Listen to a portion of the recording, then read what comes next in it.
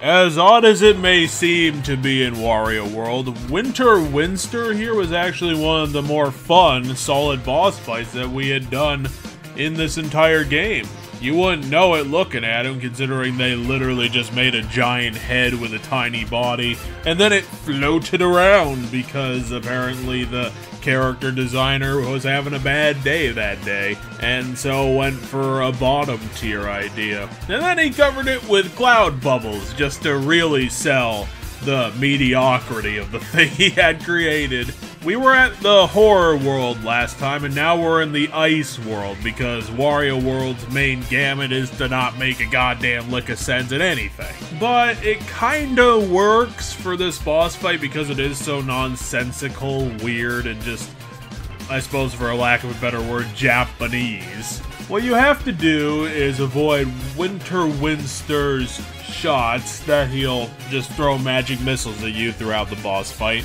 And then you have to grab the meteors that he drops somehow. Throw those meteors onto the flame pits, and then that will create a flame geyser that will actually stun Windster so that you can throw him onto the spikes at the edge of the arena and actually do damage. About a couple hits into the fight, Windster gains a new tactic where he'll turn himself into the wind, jump into Wario, inflate him, and try to use that to throw him into the spikes for a bit of damage. Like I said, this is a super weird, strange, and Japanese boss, so, you know, anything was up for grabs. Just like the other boss fights starting at Brawl Doll, Windster has to be power thrown and not just regular thrown to actually do damage, so remember to keep that in mind. The magic missiles that he throws out is a kind of pointless attack. It's basically just there to check and see if the player's eyes are still working, they haven't fallen asleep,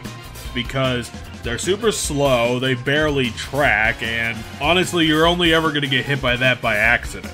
The main thing you have to worry about is to follow and time Windster correctly so that you can hit him with the flame geysers.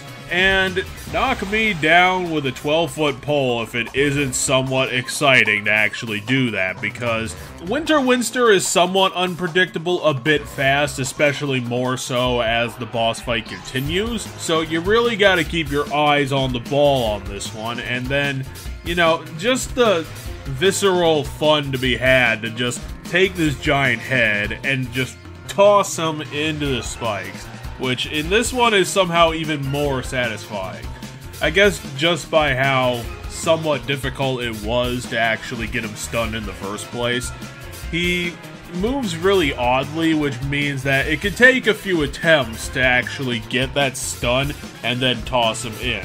And it's just fun gameplay. Like, you really get a sense of the feel and the impact of the throw, that you're just dumping him into spikes rather than just dumping him into a void or throwing him at a wall. There's something a bit more to it when you're throwing him into a death trap.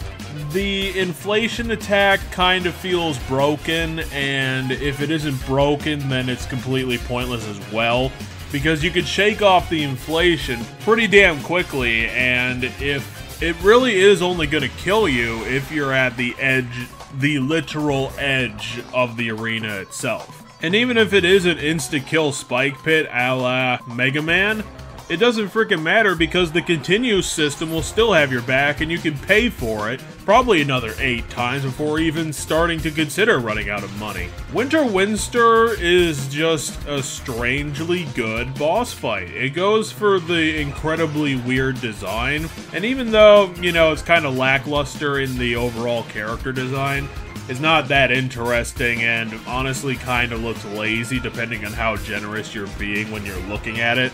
It really works. There's real impact to the combat. There's some suspense to it because you have to keep your eye on the Windster as it goes. And just the consistency of the combat without being too headache-inducing, giving us plenty of space to work with and to try and time our meteor throws to activate the fire geysers. It just really overall works. And it's interesting, it's fun, especially since the boss fight can last 3 minutes, instead of when Mario does this stuff and it can last a minute at best.